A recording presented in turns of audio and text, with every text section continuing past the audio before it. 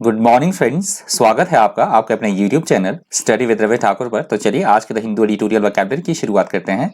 आज का जो पहला एडिटोरियल दिया गया था हिंदू का, उसका हेडिंग है a necessary reversion on going back to centralized procurement of vaccines.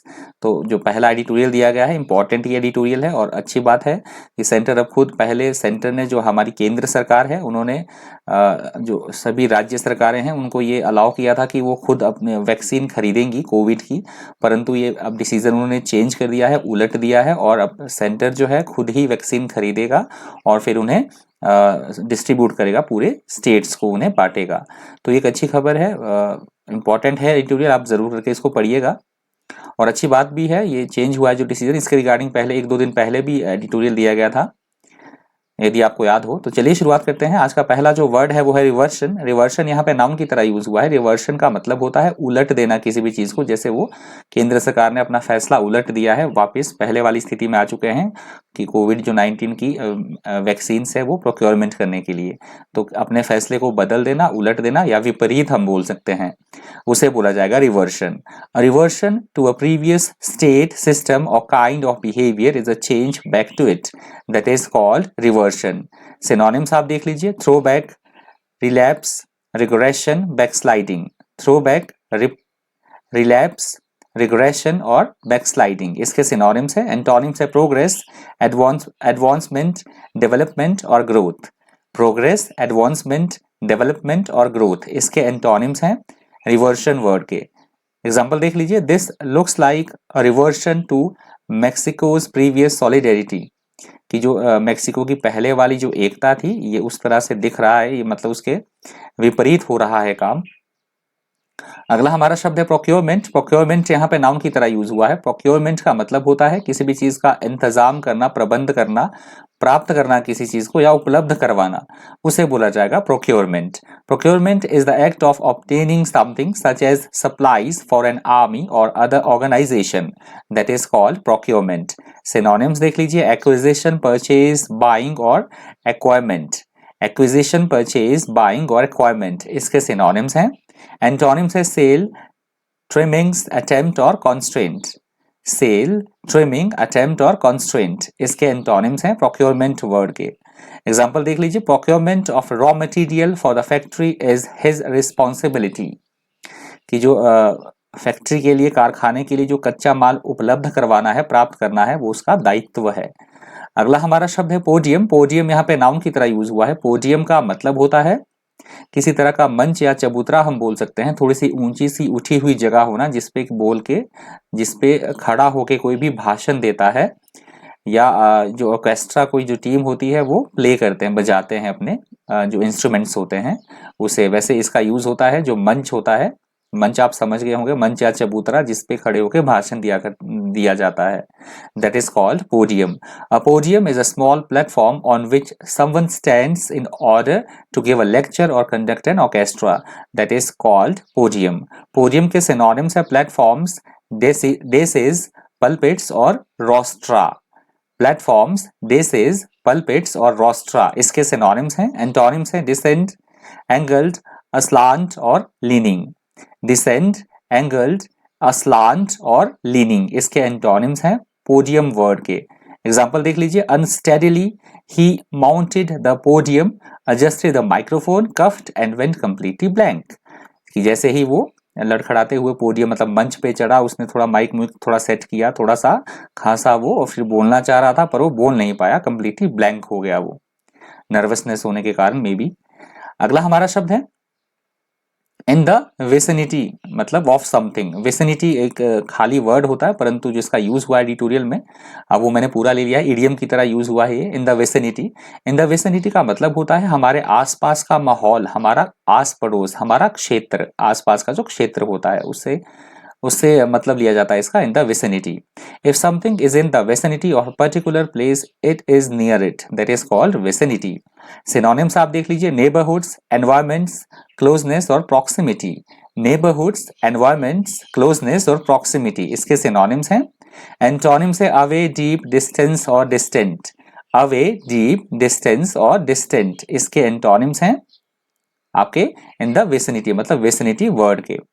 Example देख लीजिए, there is no bank in the immediate vicinity, कि आसपास यहाँ नजदीक में कोई भी बैंक जो है वो नहीं है।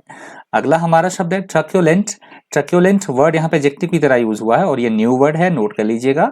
ट्रक्योलेंट का मतलब होता है एकदम से क्रोधित हो जाने वाला या एकदम से एग्रेसिव नेचर हो जिसका, लड़ाई करने वाला एकदम से, उसे बोला जाता है ट्रक्योलेंट। If you say that someone is truculent, you mean that they are bad tempered and aggressive, मतलब शॉर्ट टेम्पर, जैसे एकदम से अचानक से ही गुस्सा आ जाए, अग्रेसिव होना, उग्र होना, उसे बोला जाएगा ट्रक्यूलेंट। सिनोनिम्स आप देख लीजिए, अग्रेसिव, बेलिजरेंट, कॉम्बेटिव और बेलिकोज। अग्रेसिव, बेलिजरेंट, कॉम्बेटिव और बेलिकोज इसके सिनोनिम्स हैं। एंटोनिम्स है पैसिफिस्ट, पीसफुल, काइंड और चैरिटेबल। पैसिफिस्ट, पीसफुल, काइंड और चैरिटेबल इसके एंटोनिम्स हैं ट्रक्यूलेंट वर्ड के। एग्जाम्पल देख लीजिए, what do you want, she asked with her usual truculence, कि उसने जैसे भी नॉर्मल वो बिहेव करती है तो उसने पूछा बिल्कुल एकदम से बैड टेम्पर्ड या शॉर्ट टेम्पर्ड तरीके से कि तुम्हें क्या चाहिए। अगला हमारा शब्द है मिएंडरिंग, ये भी न्यू वर्ड है, नोट कर लीजिएगा। मिएंडरिंग का मतलब होता है उलझनों एवं कठिनाइयों से घिरा हुआ होना, मतलब ऐसी कोई चीज जो कि ट्विस्टेड हो, उलझनों भरी हो, समझना बहुत ज्यादा मुश्किल हो। उलझनों एवं कठिनाइयों से भरा हुआ होना कोई स्थिति या कोई बात जो कि बहुत ज्यादा समझने में टफ हो। या हम बोल सकते हैं जैसे सड़कें होती हैं, पहाड़ों में जैसे सड़कें होती है घुमावदार या टेढ़ी टेढ़ी मेढ़ी, जैसे नदियां चलती हैं, मोड़ काफी होते हैं, सड़कों की सेंस में भी आप ले सकते हो और नदियों की सेंस में भी ले सकते हो। जैसे नदी होती है तो उस कंटेक्स्ट में भी हम इस वर्ड का यूज कर सकते हैं मिएंडरिंग का। इफ अ रिवर और road meanders it has a lot of bends rather than going in a straight line from one place to another, that is called मिएंडरिंग।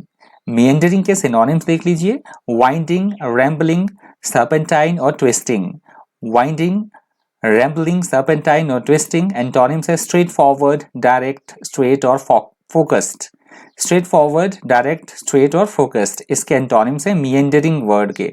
Synonyms example आप देख लीजिए, we crossed a small iron bridge over a meandering stream, की meandering stream का मतलब जो नदी थी उसके ऊपर हमने जो उसके ऊपर जो ब्रिज बना था वो हमने क्या किया, क्रॉस किया, छोटा सा ब्रिज हमने क्रॉस किया जो कि एक नदी थी, सर्पिली, सर्पेंटाइन जो एक नदी थी।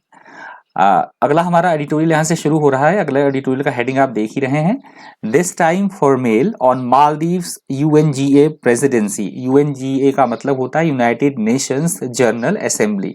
तो भारत के लिए थोड़ी सी ये अच्छी खबर है कि जो मालदीव के अभी फॉरेन मिनिस्टर है, वहाँ के जो विदेश मंत्री है उनका नाम है अब्दुल्ला शाहिद, तो उनको 76वां जो है वो प्रेसिडेंट बनाया जाएगा यूनाइटेड नेशंस जनरल असेंबली का। तो इसके बारे में दिया गया है पूरा एडिटोरियल, इंटरनेशनली इंपॉर्टेंस रखने वाला है, इंपॉर्टेंट एडिटोरियल है, इसको भी जरूर करके आप पढ़िएगा। तो चलिए शुरुआत करते हैं। इसका जो पहला वर्ड है इसका दूसरे एडिटोरियल का वो है वनरेबिलिटी।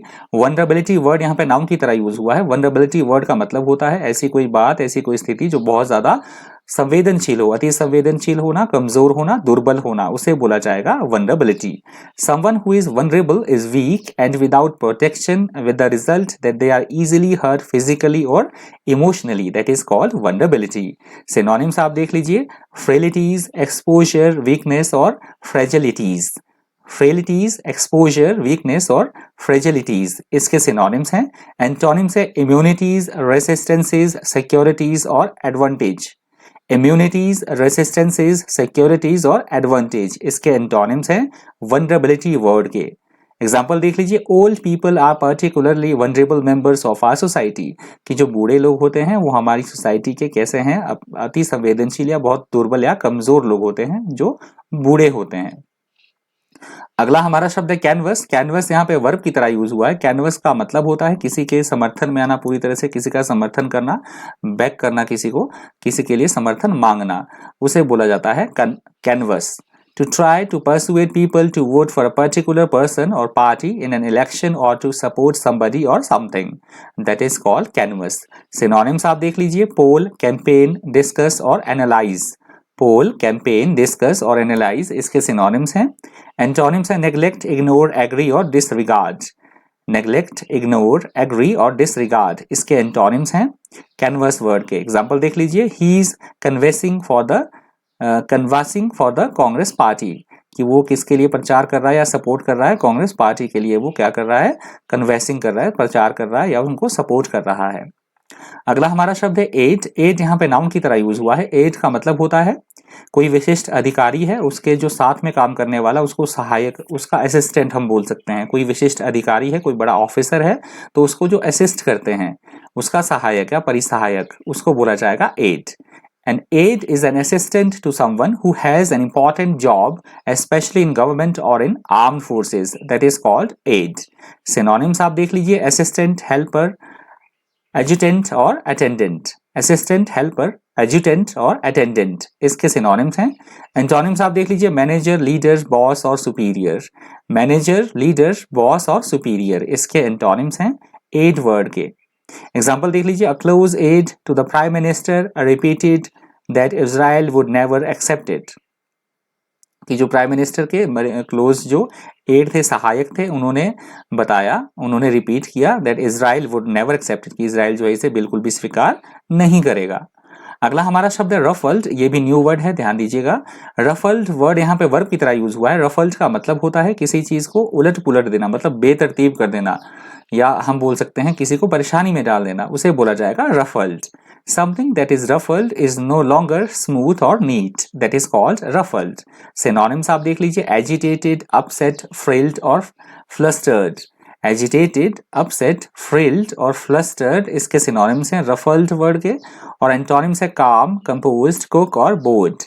calm, composed, cook और bored इसके antonyms हैं ruffled word के। एग्जाम्पल देख लीजिए, her short hair was oddly ruffled and then flattened around her head। कि उसके जो छोटे छोटे बाल हैं वो उलझे हुए हैं और इसके कारण क्या हुआ, वो उसके पूरे सर पे जो है वो फ्लैटेंड हो गए, मतलब बिखर गए आगे को।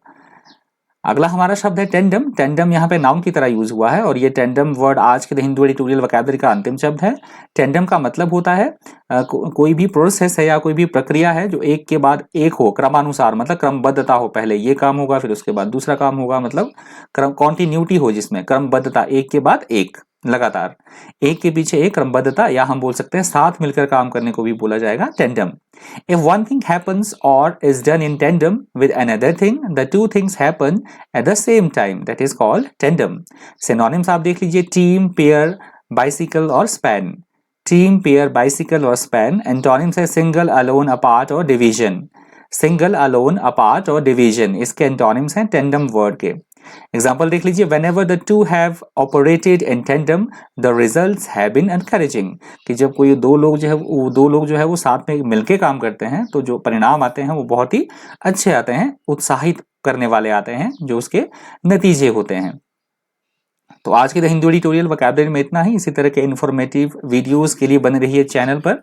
Thank you, thanks for watching.